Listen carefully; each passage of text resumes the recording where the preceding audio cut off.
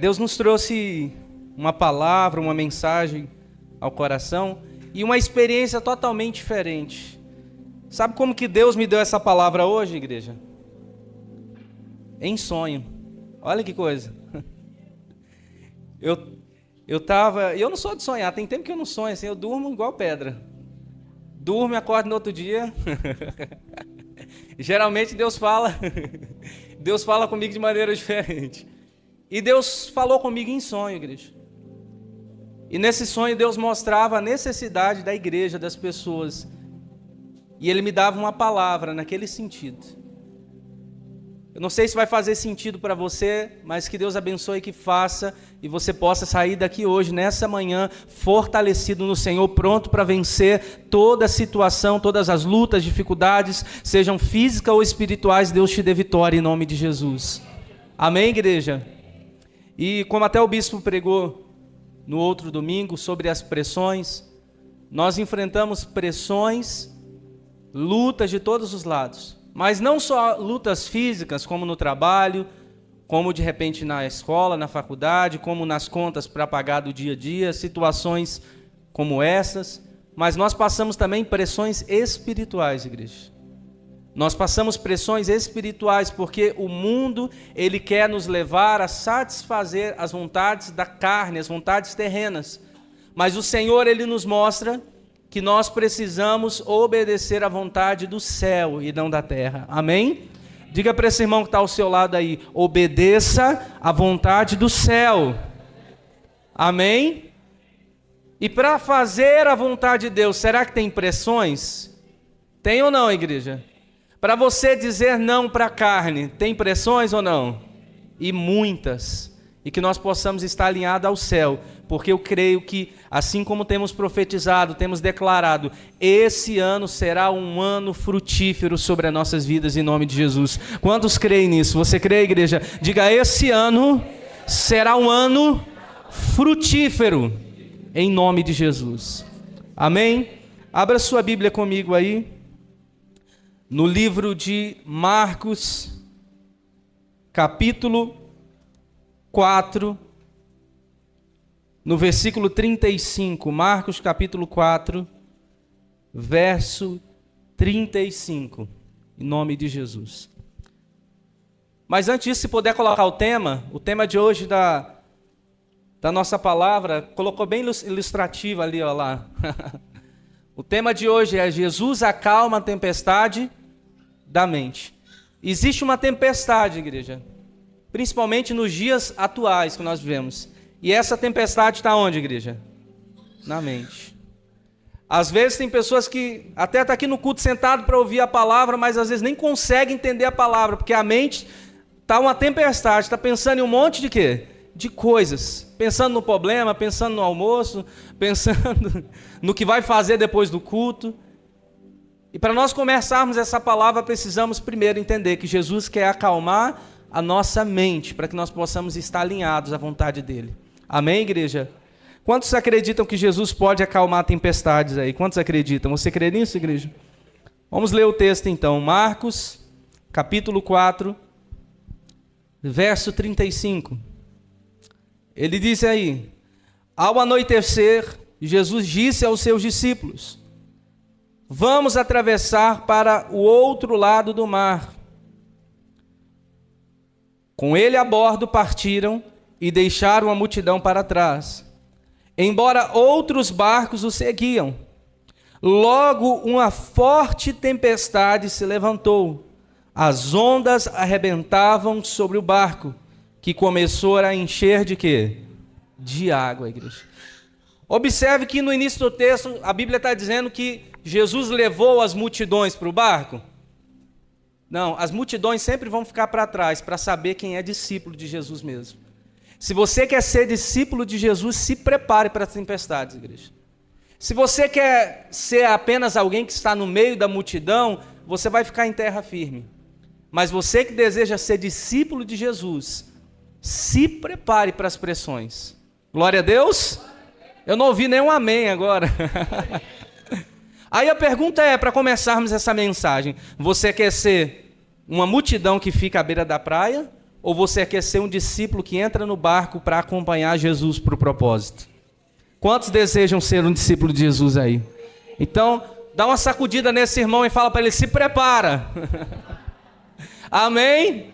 Se prepara, porque quando a água começar a entrar no barco, meu irmão, aí nós vamos ver quem é quem.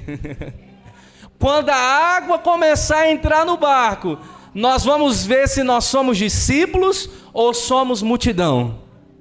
E Jesus não se revela à multidão. Jesus traz mensagem, cura para a multidão, mas Jesus só revela os segredos do reino para quem é discípulo.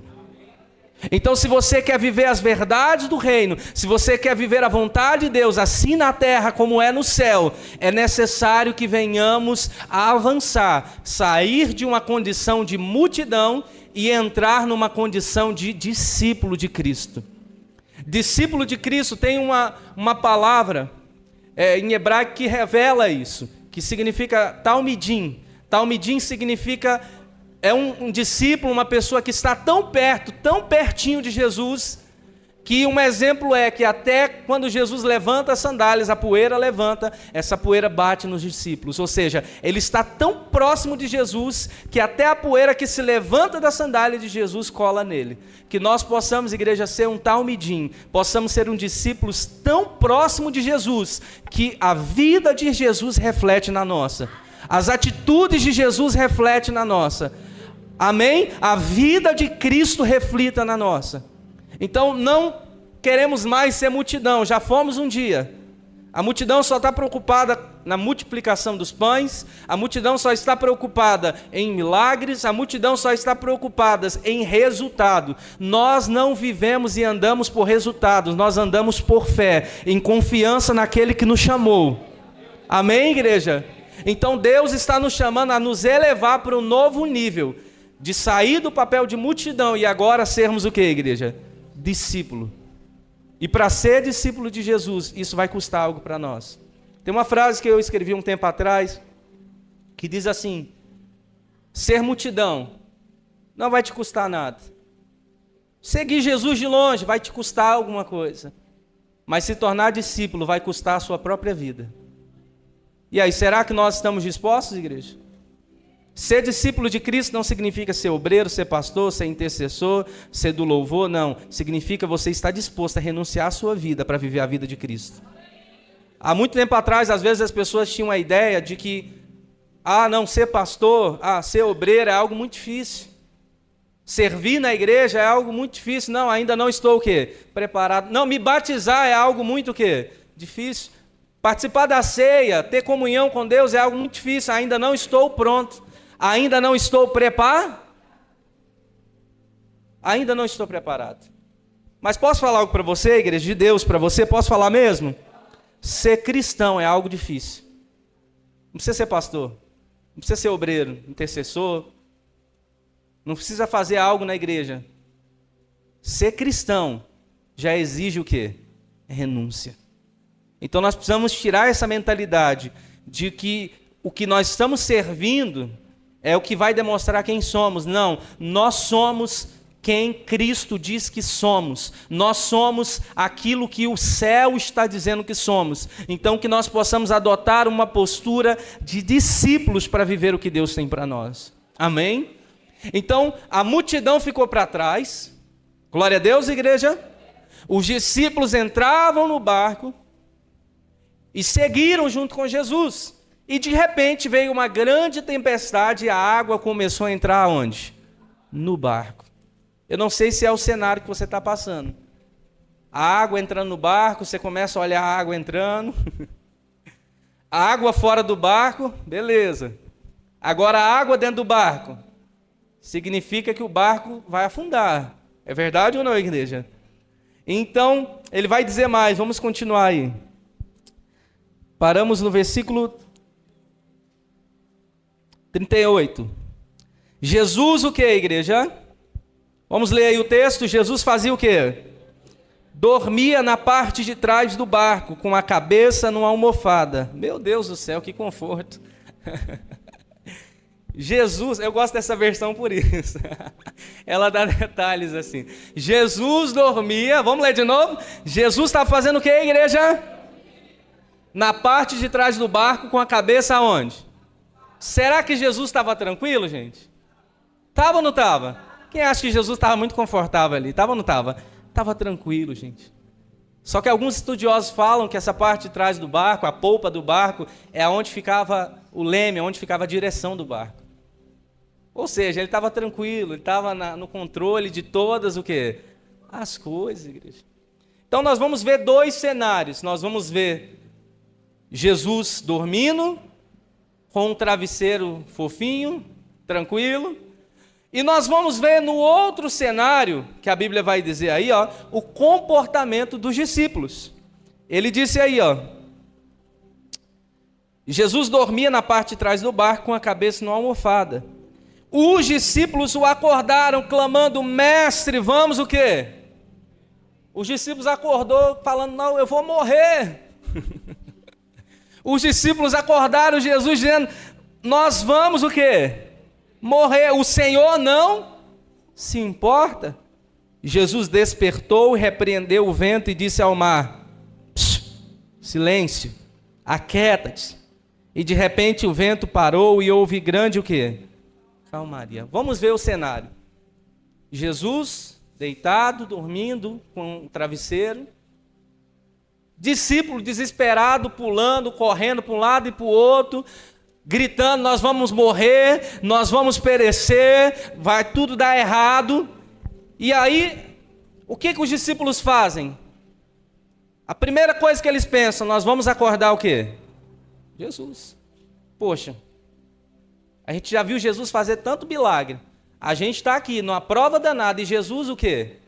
Dormindo. Tem muito crente que hoje em dia, se tivesse no barco, teria falado, poxa, mas eu estou aqui trabalhando, eu estou aqui me esforçando para remar esse barco, e Jesus está o quê?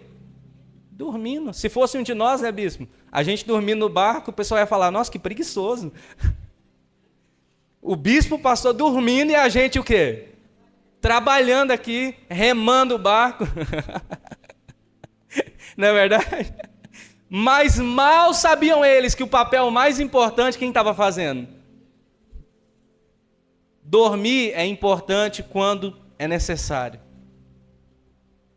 Quando se trata de não se desesperar, a gente tem que estar descansando em Deus.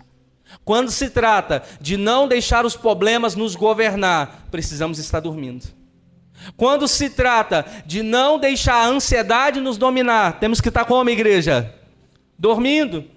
Mas tem gente que está acordado quando a tempestade vem, quando a luta vem. Tem gente que está acordado com as emoções, a flor da pele, desesperado, gritando, Jesus, eu vou morrer. Desesperado com o que está passando. Eu não sei qual é o cenário que você está passando, mas talvez diante desse cenário você está desesperado. A água está entrando no barco, você está dizendo, o que eu vou fazer agora? Vai ser o meu fim. Não, deixa a água entrar no barco, meu irmão. Fala para esse irmão, deixa a água entrar no barco. Glória a Deus, igreja. Quem está dormindo no barco é aquele que anda sobre as águas. Quem está dormindo dentro do barco é aquele que era, que é e há de vir, aquele que é o Filho de Deus. Amém? E se o barco afundar, pastor, Deus vai te levar por cima das águas, andando sobre as águas.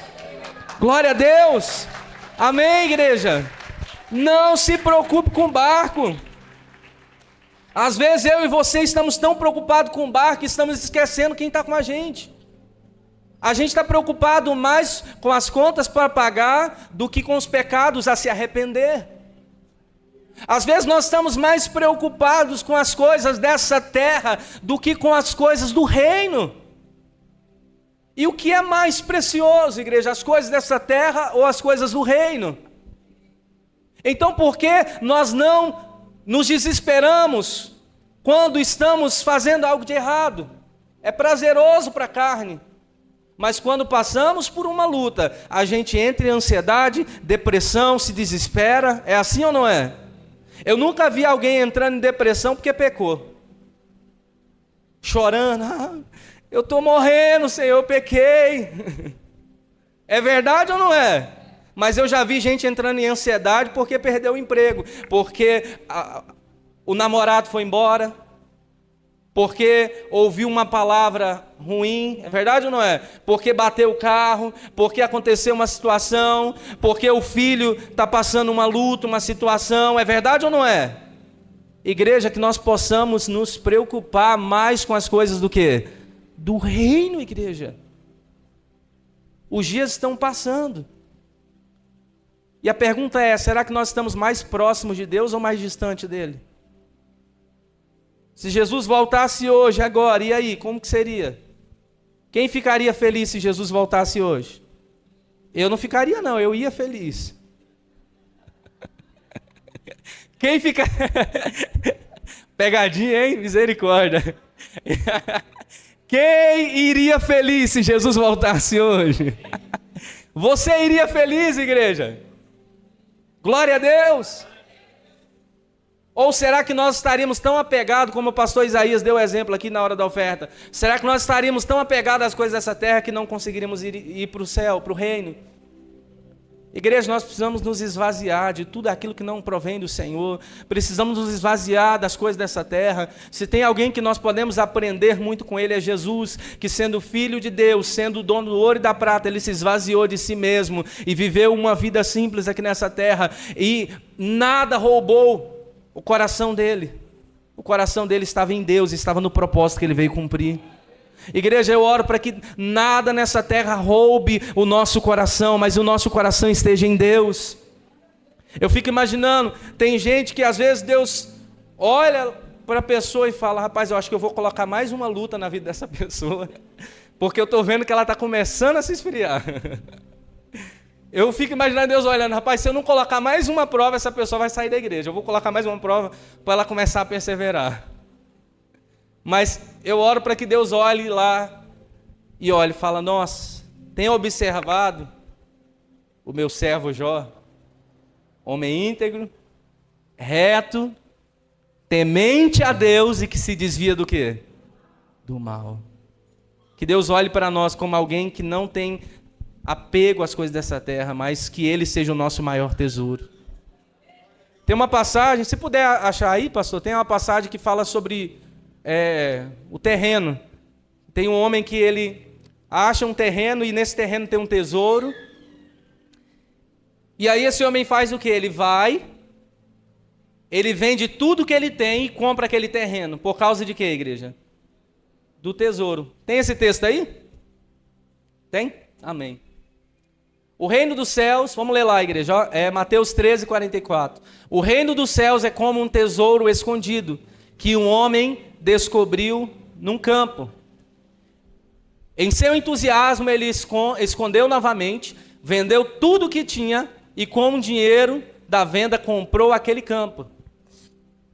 O reino dos céus também é como um negociante que procurava pérolas da melhor qualidade.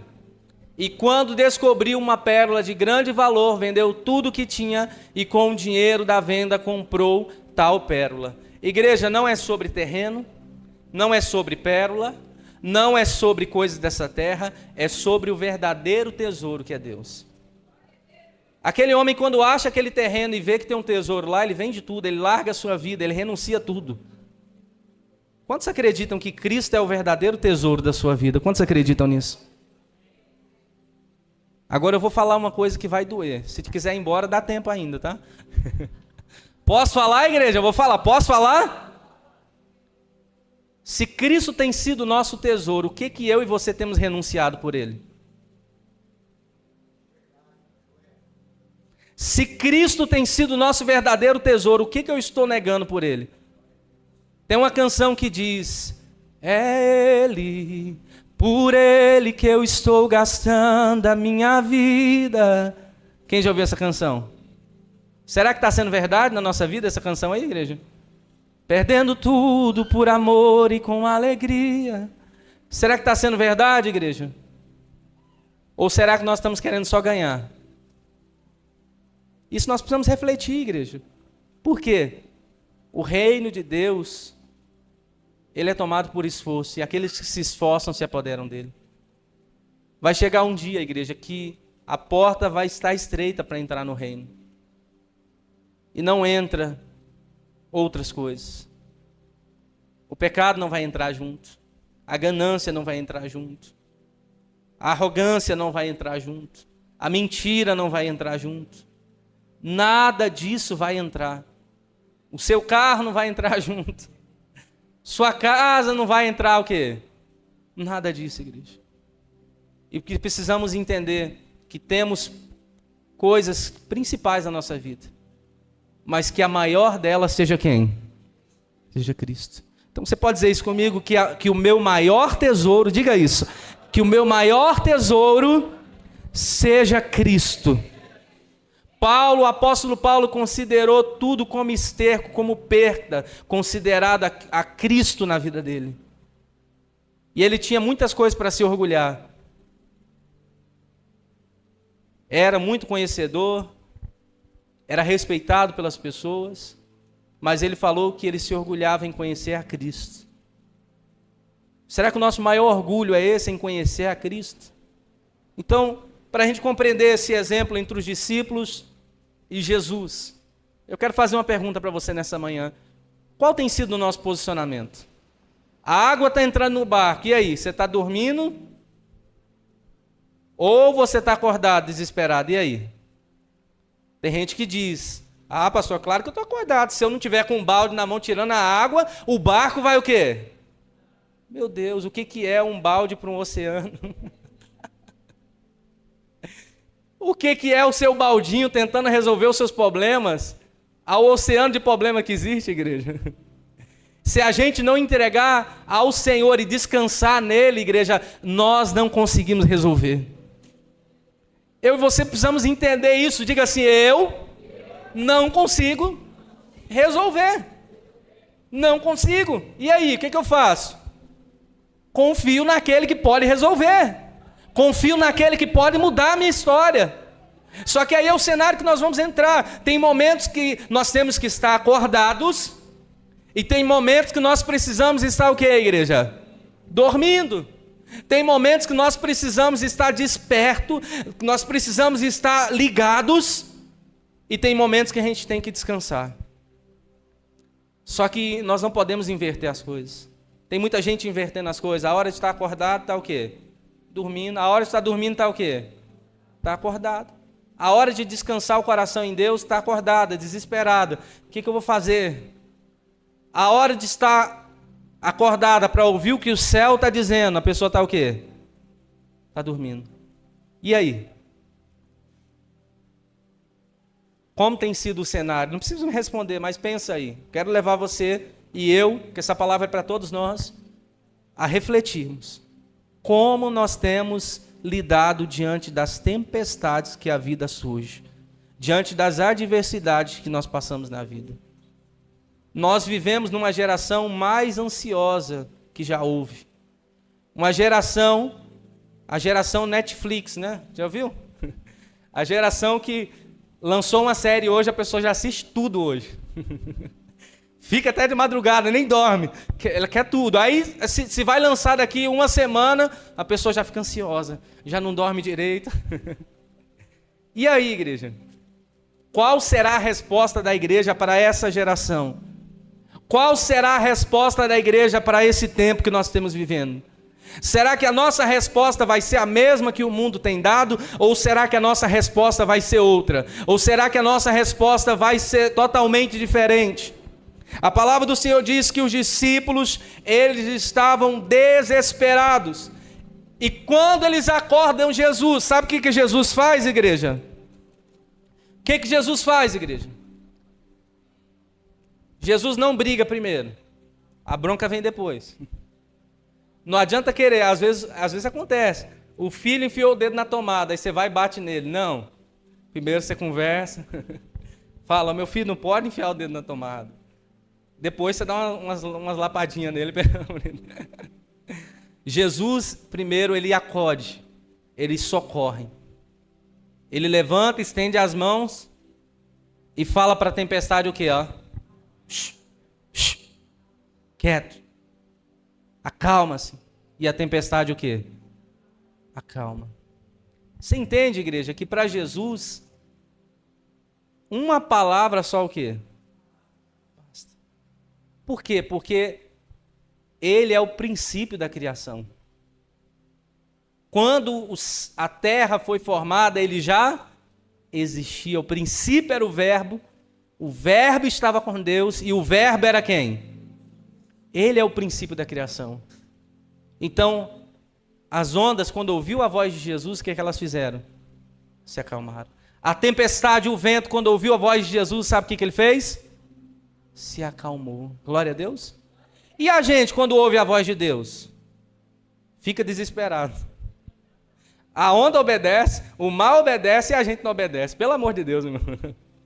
Qual que é a criação mais difícil de obedecer? Qual que é a criação mais difícil de obedecer aí, igreja? A gente é terrível, igreja. É teimoso demais. O mar, Jesus fala para o mar, ó, calma. E o mar o quê? Jesus fala para a gente. A gente fala, peraí, Jesus. Peraí. Que nós possamos nos submeter à vontade de Deus, igreja. Ao propósito de Deus. Eu não sei qual é o cenário. Eu vou declarar sobre a sua vida. Eu não sei qual é o cenário que você tem passado. Mas eu sei que nessa manhã Jesus está estendendo as mãos e acalmando a tempestade que habita na sua mente, no seu coração. Você crê nisso, igreja?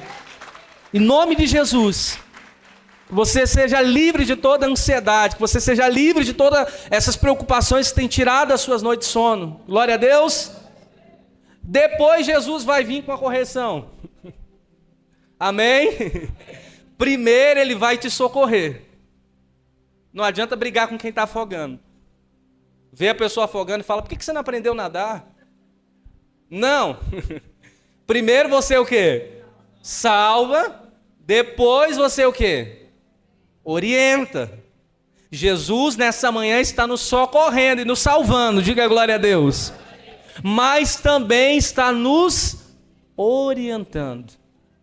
Quem está preparado aí para a pancada? A pancada vai vir agora, meu irmão. Ouve aí. Aí ele disse mais, vamos lá, igreja.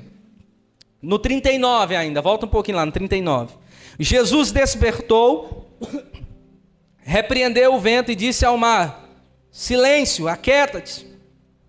E de repente o vento parou e houve grande calmaria. Então Jesus lhe perguntou, por que estão com o quê?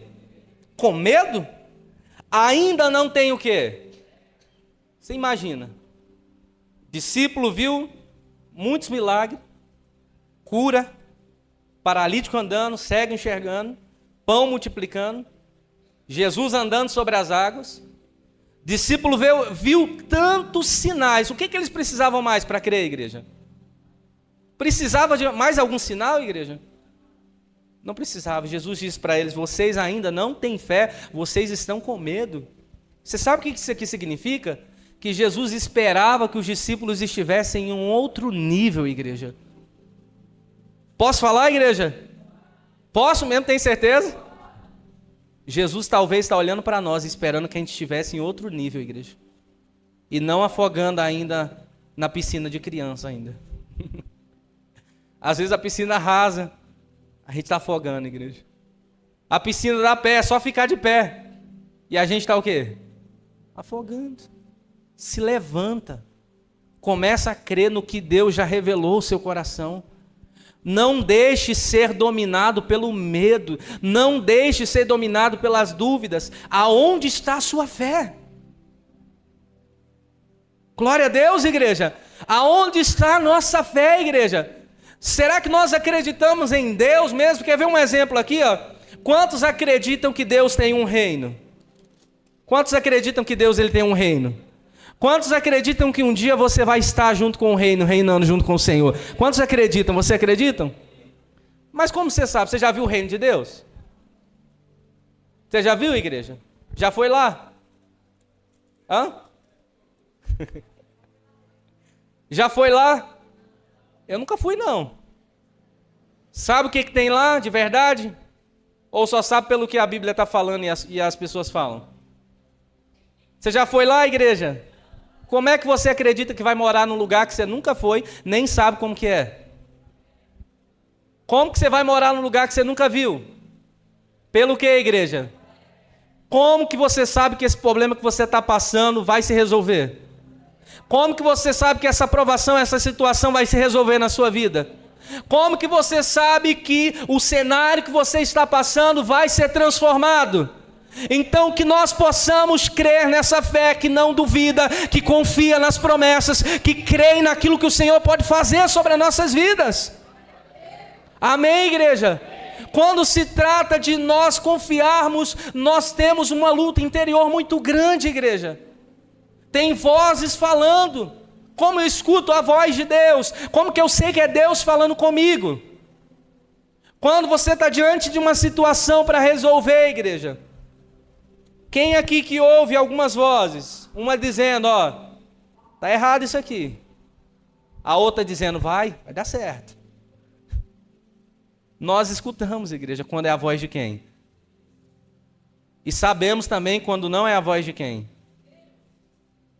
Escuta a voz de Deus, igreja. Deus quer esse ano ainda que você viva as promessas. Deus quer que esse ano ainda você viva o propósito dele. Deus quer que ainda esse ano ele possa revelar as coisas celestiais a você. Ele possa revelar coisas profundas a você. Mas para isso precisamos sair da condição de multidão e nos tornarmos o que, igreja? Discípulos. Glória a Deus. Eu quero ler um texto com vocês. Se puder colocar o texto, pastor, do Getsemane, só aquela parte, lá no livro de Mateus 26, do 39 ao 40. Mateus 26, do 39 ao 40.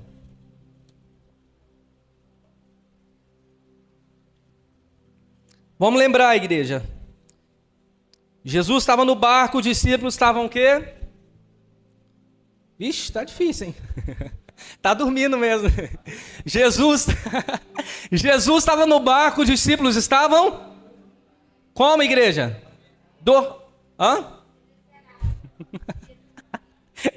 Quem falou que estava dormindo? Não, Jesus estava no barco. E os discípulos estavam o quê? Desesperados. Quem estava dormindo? Um acontecimento do dia a dia, um acontecimento natural. Agora nós vamos ver aqui no Getsemane. Jesus estava o quê? Acordado. Sofrendo as pressões espirituais do propósito. Sofrendo a dor daquilo que ele já sabia que ia passar. Suou até sangue. E para suar sangue, a pessoa tem que estar em extrema pressão emocional, mental, psicológica. Jesus estava vendo todos os nossos pecados já e toda a dor que ele ia ter que passar, igreja. E aí, o texto vai dizer aí, ó. Ele avançou um pouco, curvou-se com o rosto no chão e orou, dizendo: meu Pai, se for possível, afaste de mim o quê? Contudo, que seja feita a tua vontade e não o quê? E não a minha. Meu Deus do céu, igreja. Sofrendo pressão, sofrendo situações. Eu vou dizer mais uma coisa para você, meu irmão. Você acha que a gente passa pressão? Você acha que a gente passa por lutas, igreja? A gente não passa. As nossas tribulações são breves e momentâneas, como diz o apóstolo Paulo. Pressão mesmo, passou Jesus, igreja, por nós. Pressão mesmo, passou Jesus morrendo por nós na cruz, sofrendo. E ele sabia que seria tão duro que ele disse: Pai, se possível, afaste de mim o quê? Mas ele falou: eu sei que o meu coração, minha alma está doendo, mas que não seja feita a minha o quê? A minha vontade. Mas seja feito o quê? E Jesus no Getsemane ali, ele estava sendo preparado para ser entregue. E como o pastor Isaías até pregou esses dias, Jesus não dormiu, igreja. Ele ficou acordado a noite inteira. E depois sofreu o dia todo. Já imaginou isso, igreja? Compara os seus problemas com o que Jesus passou. Nós passamos por problemas, igreja? O nosso problema é pouco comparado ao que Cristo passou. E sabe por que ele passou tudo isso? Porque nos ama, para aliviar as pressões sobre as nossas vidas. Ele disse, o meu jugo é leve, meu fardo é o quê? Meu fardo é leve, meu jugo é... Lance sobre mim as vossas... As nossas lutas estão pesadas porque a gente não aprendeu a lançar sobre o Senhor. As nossas lutas estão pesadas porque a gente está com o baldinho tentando tirar a água do barco. As nossas lutas estão pesadas porque ainda a gente quer pegar os nossos problemas e tentar resolver o quê? Sozinho, igreja. A gente não aprendeu o que é descansar e confiar em quem? Em Deus. E Jesus estava passando uma pressão extrema. Eu pergunto para você, era mais cômodo Jesus estar dormindo esperando até a hora chegar? Era ou não era? É o que o bispo até falou esses dias. Você está passando uma pressão, uma dificuldade, você vai para a Netflix, não é verdade? Você vai assistir alguma coisa, você vai fazer alguma coisa para te entreter, você vai dormir, você vai passear, você vai fazer alguma coisa para aliviar o quê? Menos orar, pelo amor de Deus. Como o bispo falou esses dias, a receita, né? É oração e palavra. Você está passando por pressão extrema, faz o que, igreja? Ora, leia a palavra, busque em Deus. E Ele vai resolver os problemas que você tem passado, as pressões que você tem passado, vai ficar leve, porque nele fica leve. Mas às vezes não. É melhor, por exemplo, como o exemplo de Jesus, estou no Getsemane ali, estou passando por pressão extrema. Eu vou dormir. E aí, quando vierem me prender, eu vou embora. Foi isso que Jesus fez, igreja? Eu vou dizer uma coisa para você, tem pressões espirituais que não tem como fugir. A gente vai ter que enfrentar para amadurecer a nossa fé, para se tornar cristão que ora, para se tornar cristão que jejuma, para se tornar cristão que busca a face do Senhor em todos os momentos da nossa vida. Amém? Não durma quando você tem que estar acordado. Agora eu quero mostrar uma imagem aqui dos discípulos orando junto com Jesus, amém?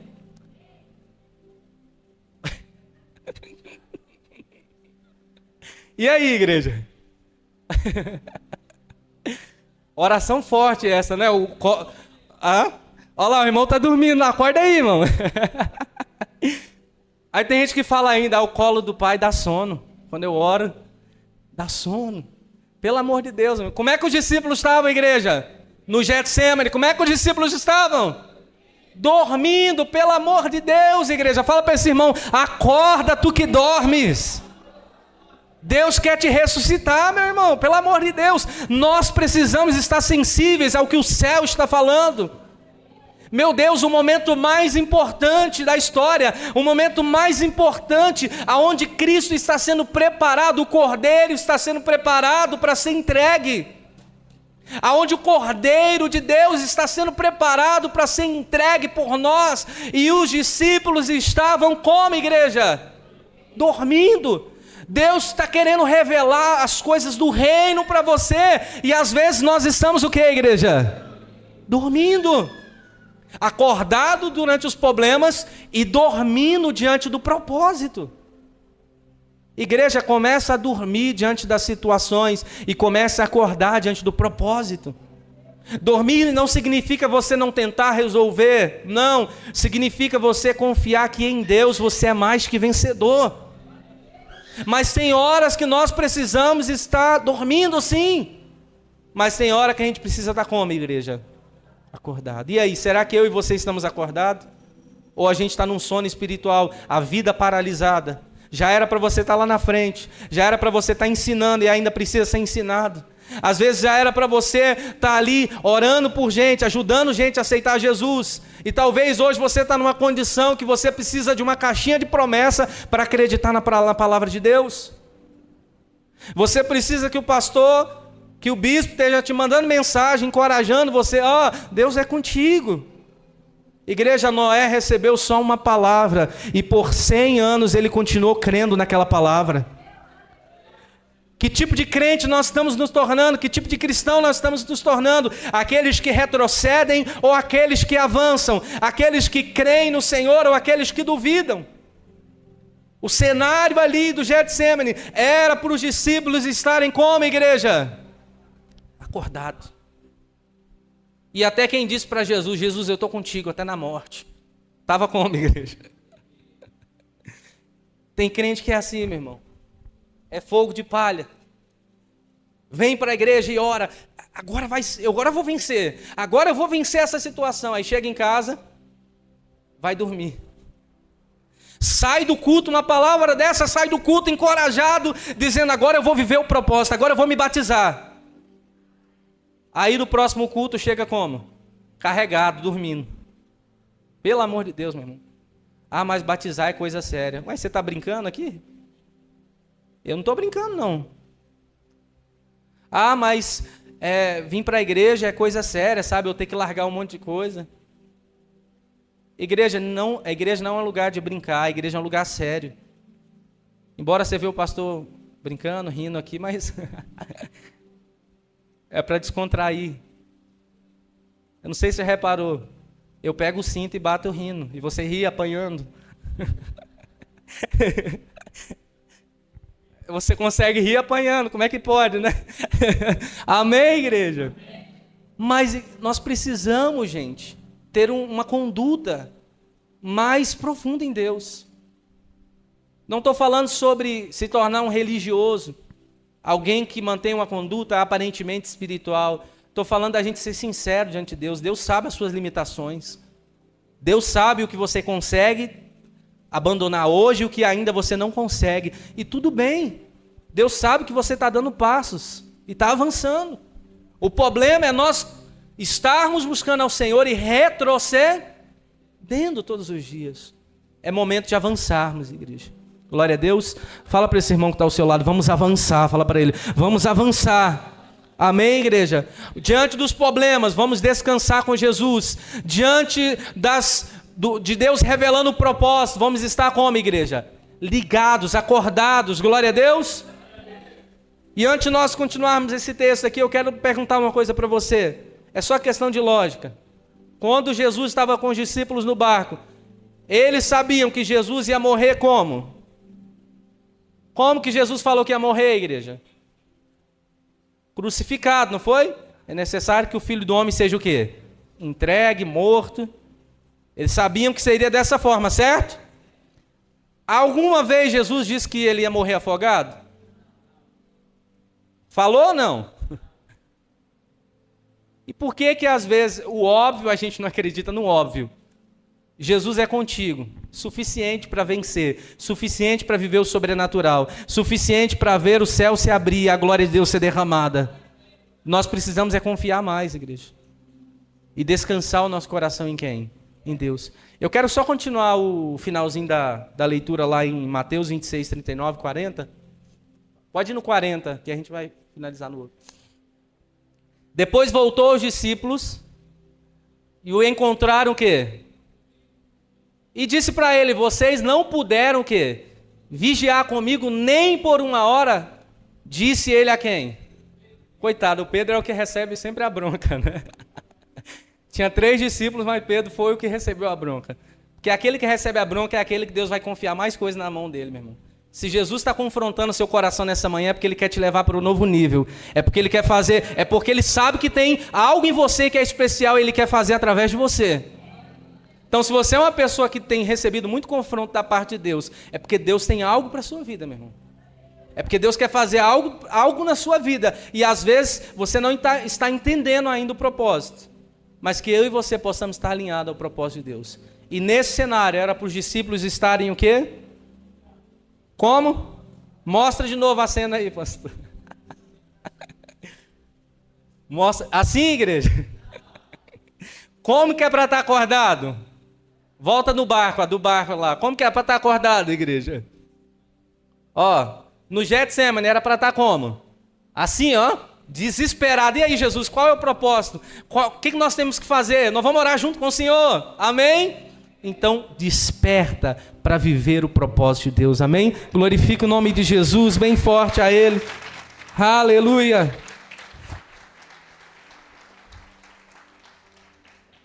Então guarde essa palavra no seu coração, igreja. Eu não sei qual a pressão que você tem passado. E como eu falei no início, nesse sonho que eu tive, eu sonhei até com o bispo essa outra noite, rapaz. Eu fiquei assustado. Mas foi nítido, gente. O bispo estava ali no culto aqui, no culto de domingo, pregando e falando sobre as pressões. E Deus me mostrou essa imagem aí, ó, do barco. E os discípulos como, gente? Desesperados. E como foi falado no domingo passado, nós precisamos aguentar o quê? Mas não é só aguentar as pressões dos problemas dessa terra só, igreja. É você estar aguentando as pressões espirituais que vamos passar também. Ou você acha que o diabo ele não te pressiona para você sair do propósito? Ou você acha que as tentações que surgem na sua vida é por acaso? Ou você acha que o pecado brinca? Ou você acha que as situações aí fora brincam? Não. Se nós não tivermos posicionados, daqui a pouco nem em Cristo nós vamos acreditar mais. Como vemos exemplos de até pastores, pessoas que pregavam o evangelho, que hoje nem acreditam em Deus mais. Como que pode? Não soube lidar com as pressões o quê? Espirituais. Saiba lidar. Saiba aonde procurar o refúgio para essas pressões. Que é em Deus, é em Cristo. Fique de pé em nome de Jesus. Eu quero orar junto com você. Eu ia ler outras passagens aqui. Eu acho que eu vou ler só uma, pastor. Isaías 26, capítulo 3, para encerrar. Isaías 26, 3.